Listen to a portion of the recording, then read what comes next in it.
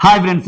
నా పేరు Surendra. Welcome back to my channel. Social మీడియాలో కూసంత చర్చ జరిగింది. ఇప్పుడు ఈ టాపిక్ మీద నేను చెప్పే టాపిక్ మీద.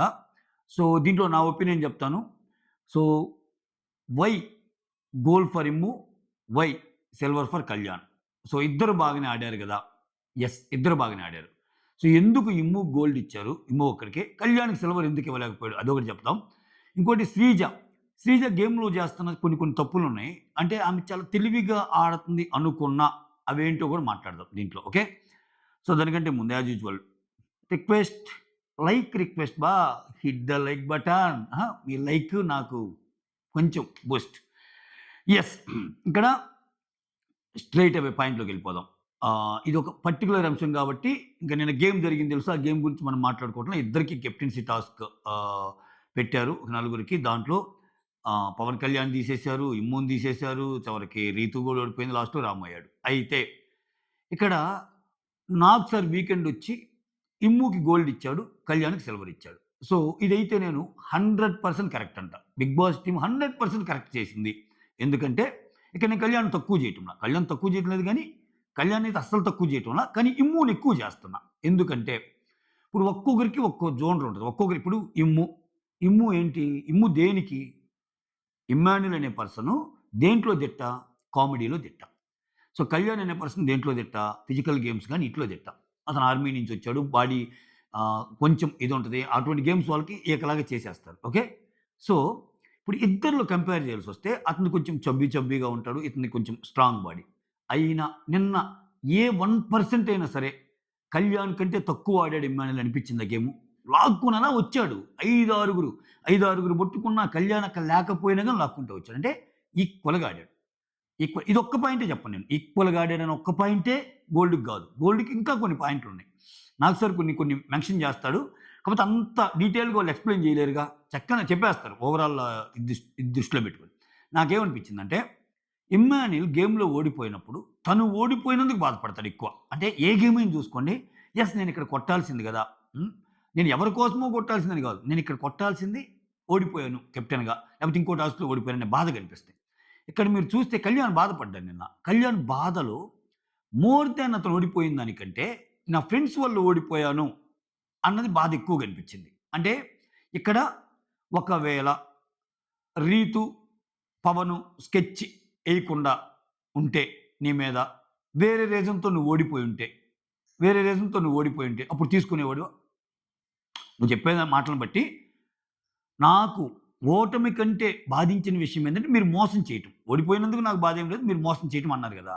సో, ఈ పర్టిక్యులర్ కాంటెక్స్ట్‌లో ఒకవేళ రీతు, పవన్‌లు మోసం చేయకుండా ఓడిపోయుంటే ఆ ఓటమిని తీసుకోగలిగేవాడివి. అంటే ఫ్రెండ్లీ వల్ల అంటే గేమ్‌లో కొంచెం బంధాలు నీకు అడ్డొచ్చినియి.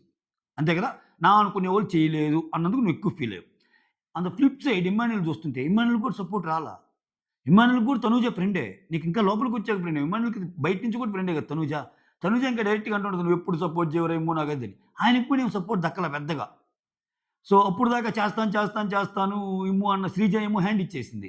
శ్రీజ టక్కున ఇమ్ముని చేసేసింది. రీతుని అప్పటిదాకా చేస్తాను. ఆమె ఒక అద్భుతమైన రీజన్ ఇచ్చిందిలే దానికి. వచ్చేసి లేదు. సో, ఒక ఛాన్స్ ఇద్దాం అనుకున్నాను వీళ్ళకి అది ఇది అని చెప్తది. సో, ఇటువంటివి చాలా జరిగినియి. ఆయన బాధపడింది ఆయన గెలవలేదని. నువ్వు బాధపడింది ఇది. అక్కడ మెంటల్లీ ఎవరు స్ట్రాంగు? అఫ్‌కోర్స్ గేమ్ పరంగా చూసుకున్నా నీకు ఎడ్జున్న ఇది. ఆయన కూడా నీతో పాటు ఈక్వల్‌గా ఆడాడు. గేమ్ అయిపోయాక ఆఫ్టర్ గేమ్ చూసుకుంటే కాసేపు బాధపడ్డాడు ఇమ్మానుయేల్ గూడా. వచ్చి తర్వాత వెంటనే చిల్ అవ్వగలిగాడు. "రేయ్ కళ్యాణ్, ఏం లేదురా, ఇది గేమ్‌రా, నీకన్నా చాలా మంది ఉన్నారురా ఓదార్చడానికి, నాకెవరు లేరన్నాడు." సో, నువ్వెంత సేపు బాధపడ్డావు? సో, ఎంతసేపు దాని గురించి ఇది జేసావు? ఎంతసేపు వాళ్ళన్న తప్పులకి అంటే చూసాం. మాకు కూడా చాలా బాధనిపించింది. బట్ అలా అని చెప్పి మళ్ళా అది కంటిన్యూ అయిందా? మళ్ళా ఆమొచ్చి మాట్లాడంగానే, పర్లేదులే అది. మీరడగొచ్చు. ఫ్రెండ్స్ అన్నాక మరి 24 గంటలు రోజంతా హౌస్‌లో ఉన్నన్నాళ్ళు శత్రువులుగా ఉంటారండి అని. అట్లుండకూడదు. కలిసిపోవాలి కరెక్టే. కానీ వెంటనే అది ఎంత రేంజ్‌లో వెంటనే అంటే ఆమె మళ్ళా గట్టిగా మాట్లాడుతున్నా గాని చూసే అంత. సో, ఇటువంటి ఇమాన్యుల్‌లో లేవు. ఇక్కడ గేమ్ అయిపోయాక చాలా సేపు అంటే ఈళ్ళిద్దరిది ఒక కైండ్ ఆఫ్ సిమిలర్ సిట్యుయేషనే. అక్కడ మాట్లాడుకుంటే ఇతను ఓడిపోయాడు, ఇతను ఓడిపోయాడు. ఇతను బాగా ఆడాడు, ఇతను బాగా ఆడాడు. ఇతనికి అన్యాయం జరిగింది, ఇతనికి అన్యాయం జరిగింది. కానీ బిహేవ్ చేసిన వే ఏదైతే ఉందో ఇమ్మాన్యుల్ కొంచెం డిఫరెంట్‌గా బిహేవ్ చేశాడు. అంటే స్పోర్టివ్‌గా తీసుకున్నాడు. గేమ్‌లో ఓడిపోయినందుకు బాధపడ్డాడాయన. ఇతను గేమ్‌లో ఓడిపోయినందుకంటే, వీళ్ళు నన్ను ఓడిపోయారు వల్ల ఓడిపోయాను అన్నందుకు బాధపడ్డాడిక్కడ. అందుకే నిన్న ఒక పాయింట్ డెరైవ్ చేస్తారు. ఏంటి? గేమ్ అన్నాక ఎదుటోళ్ళు ఎవ్వరైనా ఒకటే మనకి 'బిగ్ బాస్' గేమ్‌లో పవన్ చేసిన తప్పేం లేదు కళ్యాణ్ తీయటం అన్నట్టు చెప్తారు. నువ్వు జాగ్రత్తగా ఆడాలి. నువ్వు తెలివిగా ఆడాలి అన్నట్టు. ఇప్పుడు ఇమ్ము వచ్చినప్పుడు ఇమ్ము ట్రై చేసి ఓడిపోతాడు. ఇమ్ము వచ్చినప్పుడు చూడండి అది లాగటానికి ట్రై చేస్తాడు గట్టిగా. ఎవరు ఏం చేస్తారో ఏమో నా ప్రయత్నం నేను చేస్తానన్నట్టు. బట్ ఇతను కామ్‌గా ఉంటాడు. ఎందుకని? పవన్ నా గురించి ఆడతాడులే ఏముందిలే అన్నట్టు. తర్వాత అంటాడు కదా! అక్కడ నువ్వున్నావు కాబట్టి ఆగిపోయానురా. నీ మీద నమ్మకం కాబట్టి. నువ్వు లేకపోతే తీసుకెళ్ళి దాంట్లో పెట్టేవాడిని అన్నట్టు అంటాడు. సో, అది కూడా పూర్తిగా అంటాడంటే బాత్రూమ్ దగ్గరేమో నేను శ్రీజని చెప్తే ఎవరిని నమ్మనంటాడు. తర్వాతేమో శ్రీజ పవన్‌ని నమ్ముతా అన్నట్టు. ఇట్లా వేరు యాంగిల్స్‌లో కళ్యాణ్ గేమ్ కనిపిస్తాయి. ఎంత ఫిజికల్ అయినా కంపల్సరీ వాళ్ళే గెలవాలని లేదు. అంతెందుకండి నేను ఒక టాస్క్ పెట్టారు గదా! 'తుఫాని' అని సెలెక్ట్ చేయటం. అక్కడ కాయిన్స్ తీసే టాస్క్‌లో ఆ అమ్మాయి పేరేం పేరు 'దివ్యనిఖితకి, కళ్యాణ్‌కి' జరిగింది. 'దివ్యనిఖిత' ఫాస్ట్‌గా తీసి డిమాండ్ పవర్‌కిస్తే పెట్టగలిగారు. కళ్యాణ్ అక్కడ పెట్టలేకపోయాడుగా. అంటే అలా అని చెప్పి మనం ఆయన తప్పు పట్టాలా? తప్పు పట్టకూడదు. ఎందుకంటే ఫిజికల్‌గా ఎంత స్ట్రాంగ్ అయినా కోసంత అదృష్టంగా ఉండాలి. ఆ పర్టిక్యులర్ టైమ్‌లో 'దివ్యనిఖిత' కలిసొచ్చుండొచ్చు. టక కనపడి ఉండొచ్చు అవి 'తుఫాన్' అని.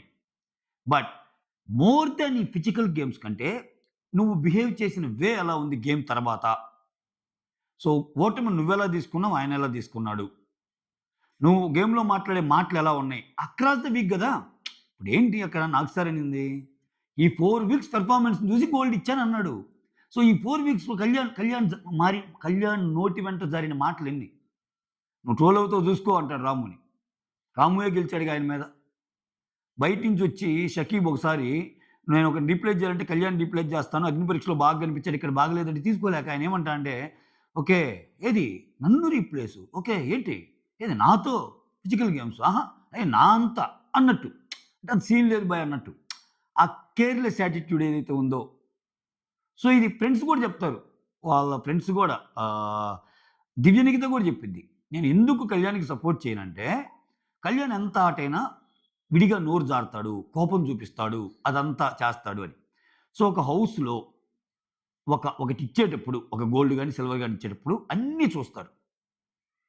అన్నీ చూస్తారు. అక్కడ సో, ఓవరాల్‌గా కనిపించినప్పుడు అక్కడ ఇమ్మాన్యుయల్ పెర్ఫార్మన్స్ బాగుంది కాబట్టి గోల్డ్ ఇచ్చారు. ఇక్కడ తిని పెర్ఫార్మన్స్ బాగున్నా కొన్ని అంశాలు ఏవైతే ఇప్పుడు నేను ఎక్స్‌ప్లెయిన్ చేసిన అంశాలు ఏవైతే ఉన్నాయో అవి తినికి ఫేవర్‌గా ఉన్నాయి.